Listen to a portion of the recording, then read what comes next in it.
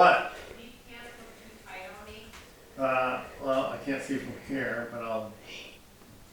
And ladies and gentlemen, here we are. I don't know if it's going to cut out, if the Wi-Fi is going to cut out down here in Jackson. Here it says on the Sportscaster stream that we are in Rock Springs, Wyoming.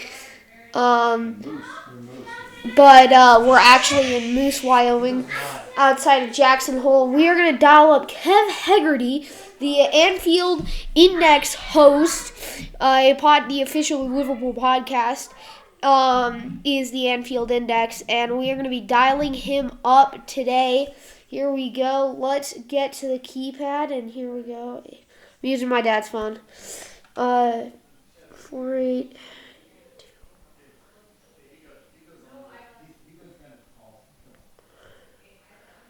Let's see.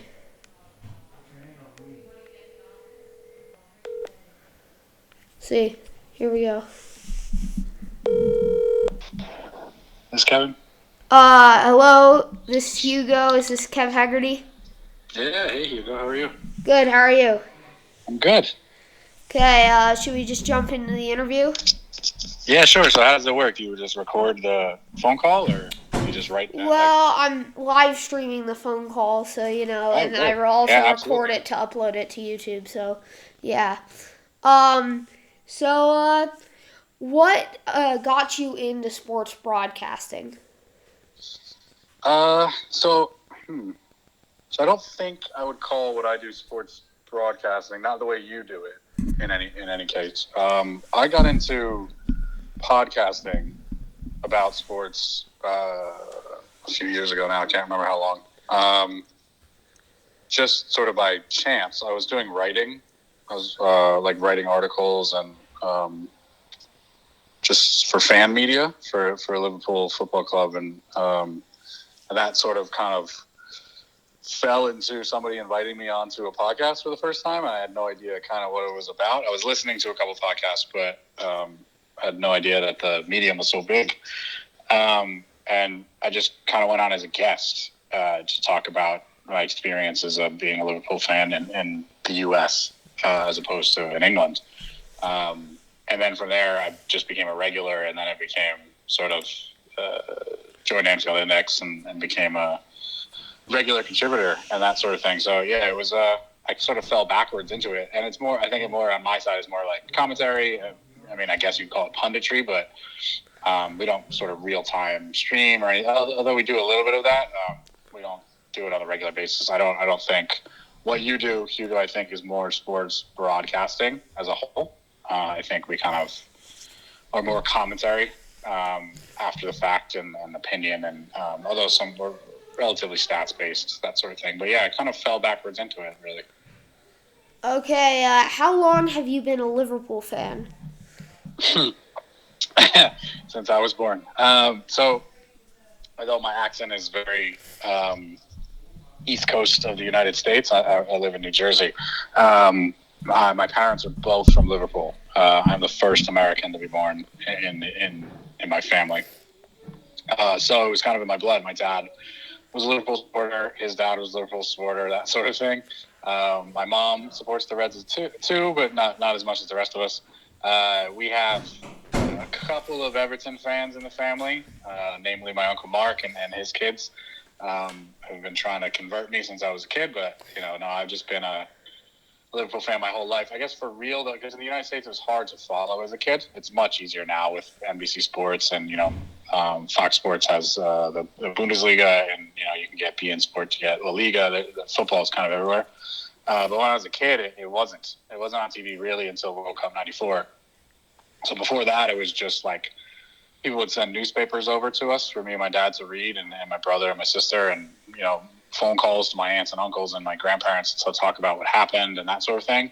So I've been a Red my whole life. I really got into Liverpool as a whole, though, probably in the mid-'90s, 94, 95, 96, like right after the World Cup, and Liverpool, or the football in general, started to become on TV.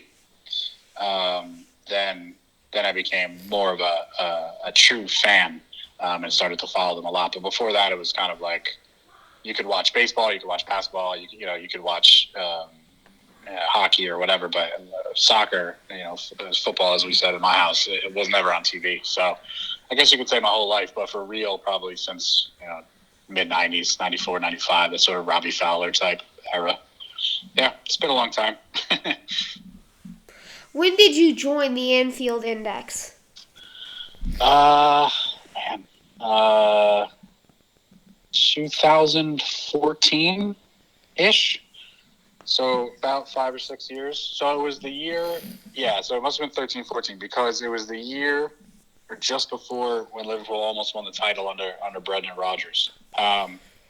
So I used to follow Anfield Index. They were originally like a stats-based collated, like aggregation site where you could go and just look at stats for players and teams and specifically Liverpool and that sort of thing, game stats. So I used to follow that way. And then I got in contact with a couple of people who were writers, and they started to do like articles and stuff. And then the owner, Gags Tannen, decided he wanted to do some international-based podcasts because they'd started doing like the original podcast already, and they had I think they had a stats-based podcast back then. I think it was called Anfield Analytics or something like that, or AI Analytics.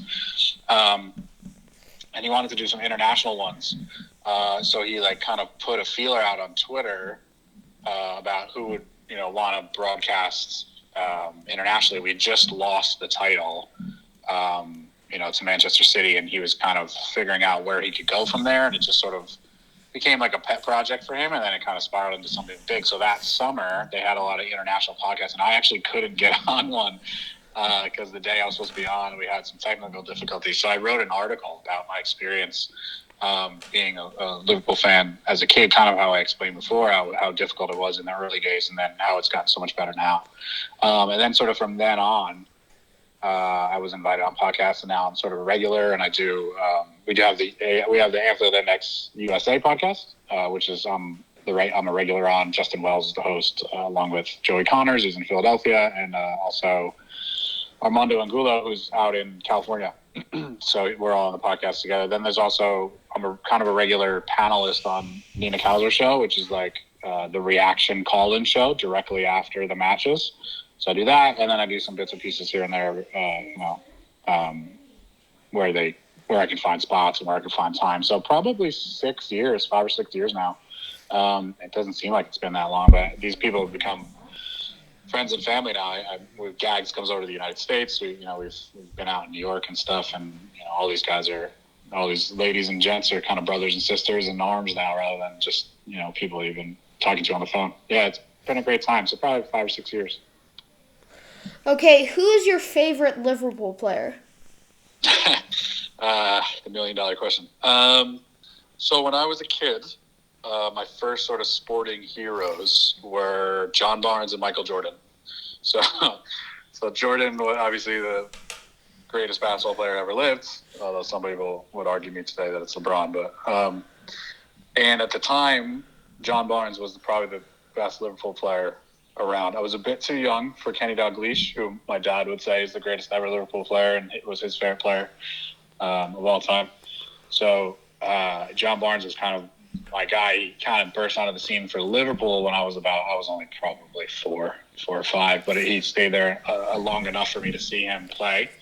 I just see highlights of him. So he was sort of my first hero, but I guess my favorite Liverpool of all time is Steven Gerrard, because I watched him basically from a kid until he retired. I followed his entire career. He's only a couple of years older than me. So I think he's about 40 now. I'm 35. I'll be 36 this year. So, yeah, so when I was, 13 or 14, he was breaking into the team at, 17, 18 years old. So I got to watch his entire career. And he just was a dynamo when he first came on. And once he kind of got his he had a bit of a rash temper under control a bit, he became this unbelievable player and leader, and kind of pulled us through some of the dark times and brought us to won us the Champions League almost single-handedly, won us the FA Cup definitely single-handedly.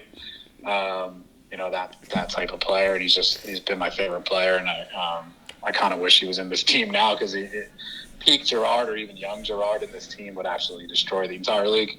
But yeah, certainly my favorite player is Steven Gerrard. But John Barnes sort of close second. What do you think about Liverpool's performance this season? I'm pretty sure they're like 27-1-1. They had a good streak going on until they lost to, I believe, Watford 3-0 or something. Yeah, weird one to lose to Watford when you think you're just kind of going to run them over. I had the feeling we wouldn't go the season undefeated. I didn't think we'd lose to Watford because they aren't very good. But yeah, there's not much more I could say about the season. It's just we're running away with the league. We were running away with the league before the pandemic. We're 2 wins away from winning the whole thing. We have a match tomorrow against Everton, so they're crosstown rivals. If we win that, then we could possibly win the league on Wednesday against Crystal Palace, which would be nice. So 2 wins away. No one can conceivably, statistically they could catch us, but no one's going to catch us. We may end the season with the greatest ever points total that a team has ever won the league, coming off last season winning the Champions League and then into this season winning the Premier League. It's just we've quietly over the past 4 or 5 years become, one of, if not the best team on the planet. And, this season's been incredible and all the players have been, amazing. Aside from the Watford game and aside from a bit of the Champions League, which I think we're going to talk about. But, it was this season they've blown me away. We've been very good. Things have also gone our way. We've had some luck.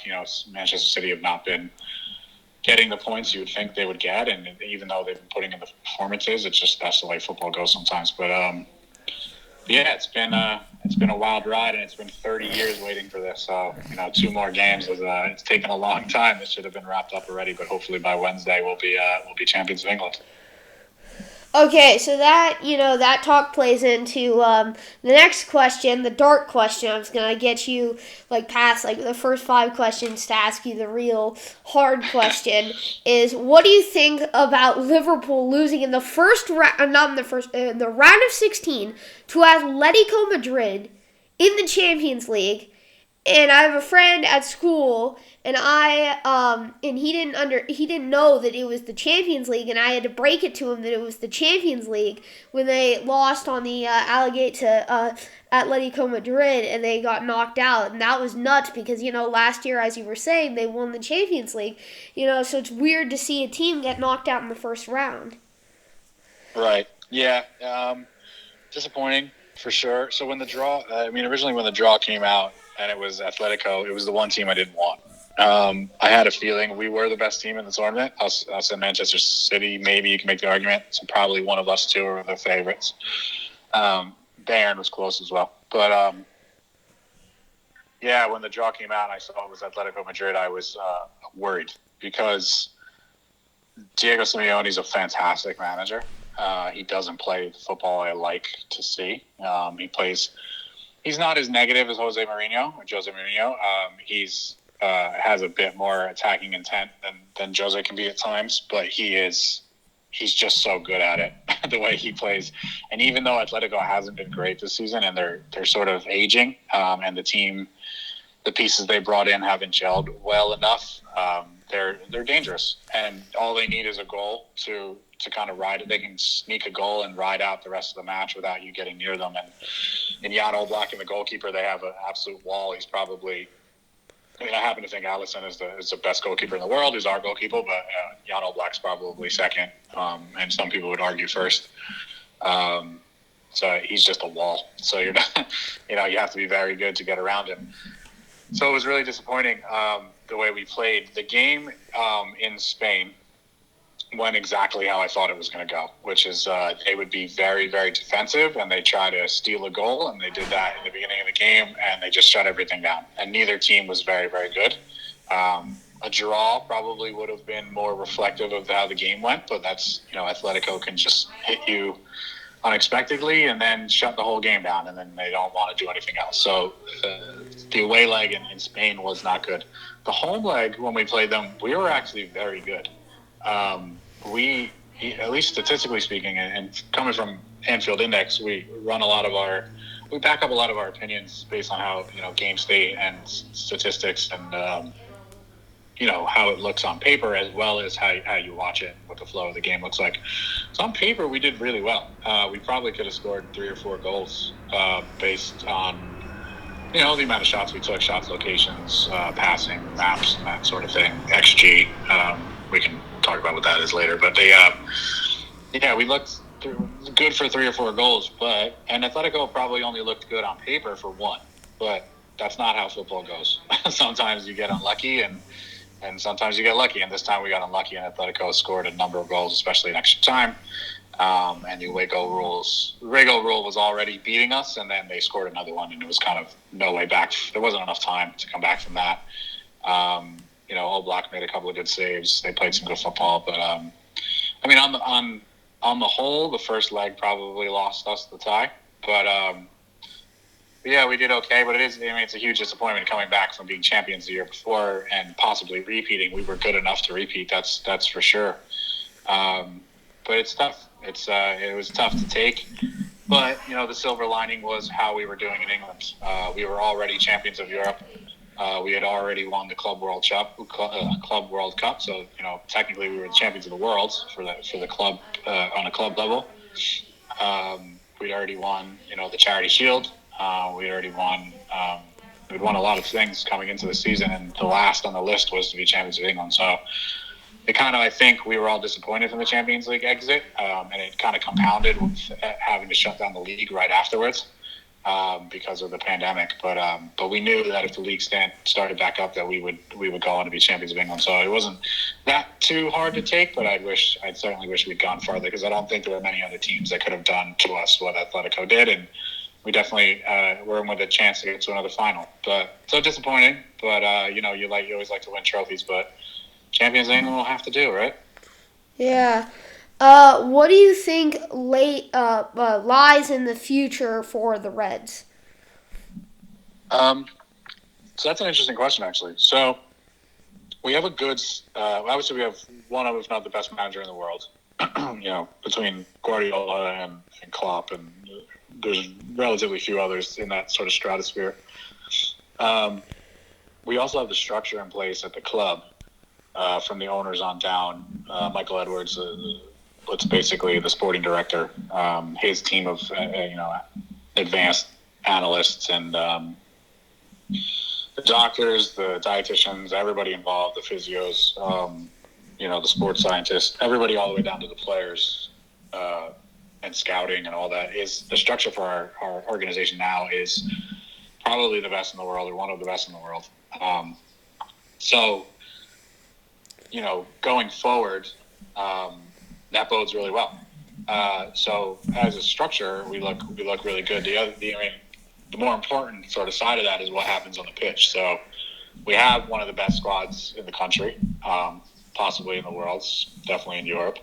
But some of the players are getting older now. The front three who score the majority of the goals, so Mohamed Salah, Roberto Firmino, and Sadio Mane are getting older. I know they don't seem like it the way they play, but they're all pushing 30. And as a footballer, once you get the other side of 30, you tend to decline very quickly, unless your name is Cristiano Ronaldo or Lionel Messi.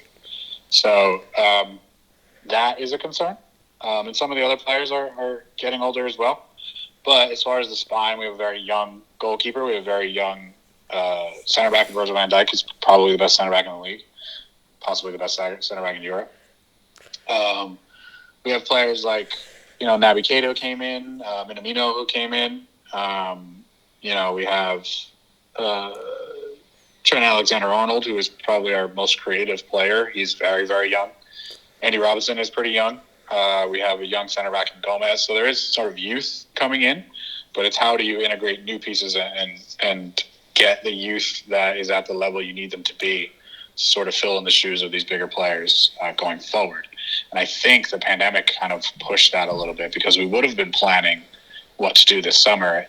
We had, by all intents and purposes, it looked like we were going to sign Timo Werner, pretty locked up. He was interested in us. He was very vocal about it. Klopp was interested in him. They'd given other interviews about it.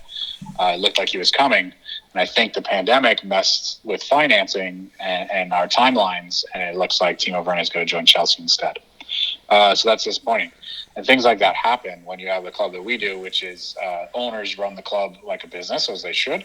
But they're not sort of these mega donor, mega rich oligarch owners like Chelsea has, or like Manchester City, or PSG, or even Real Madrid, who can just throw money at the problem and hope it sticks. And sometimes it works, sometimes it doesn't. We have to plan very carefully, which is why we use a lot of statistics and in our scouting, and a lot of advanced technology. And we have people that used to work at the Large Hadron Collider working on football now, because Edwards brought them in to look for players and look for new metrics and that sort of thing. And that's why we sign players like Naby Keita and even Mohamed Salah. These guys had to convince Jurgen Klopp to sign Mohamed Salah because he wanted, his name escapes me now, not Julian Draxler, another German player that I can't remember. He wanted somebody else, and they had to convince him, no, Salah is the guy, and they were right. So when we have people at the club like that, the future only bodes well. But I just wonder, now that we've kind of lost this summer, and we have no idea what the next season is going to hold, how that kind of messes with everybody's plans. Because I say we kind of lost a year now. The squad has to stay together, so now they're even a year older. But I'm sure they have a plan. I don't really have many concerns. I'm just curious as to how it's going to go. I don't think Klopp has done a full rebuild like this. I know he was at Dortmund for 7 years, but a lot of that was building the team that became the champions. And after that, they struggled a little bit to replace players and find the right fits. And they found very good players, but they didn't coalesce together to become champions again, and ultimately had to leave because he felt he had done as much as he could. And I hope that doesn't happen here. I hope we kind of keep going strength to strength. I know Klopp will leave eventually, but that he's within his rights. He should already have a statue built for him at Liverpool. He's a legend already. But I'm sure we'll have a good structure in place. And we have coaches like Pep Linders who could step up to the task. And obviously everybody talks about Steven Gerrard coming back to manage one day. I think he needs a bit more experience first, which is good. He's getting that at Rangers, but I think the structure is there. It's yet to see what happens on the pitch, but I have nothing but high hopes for these guys. They're just everybody from top to bottom, owners on down, is just some of the best in their field.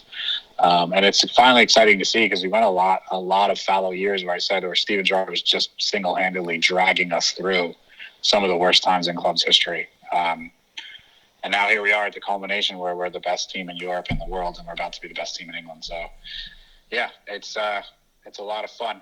And I hope everybody's watching, because in 2 games, it's going to be, even at social distance, it's going to be quite the party. Yeah, I mean, Chelsea looks like they're going to go back to becoming, the team that they were back in, 2015, considering that they were, considering that they just signed Christian Pulisic last year, who I think is probably one of the greatest U.S. players, and could give us a World Cup in the future. He's the best player since Landon Donovan. And if you look at Timo Werner, I haven't really gotten a chance to look at what he's done, but I've heard that he's pretty good. And I heard that he's probably going to sign to Chelsea, and Chelsea just has a lot of talent there. So it's probably going to be Liverpool and Chelsea next year. Going to be a heated battle, but probably holding you from your afternoon. So I hope you have a great day, and thank you for coming on.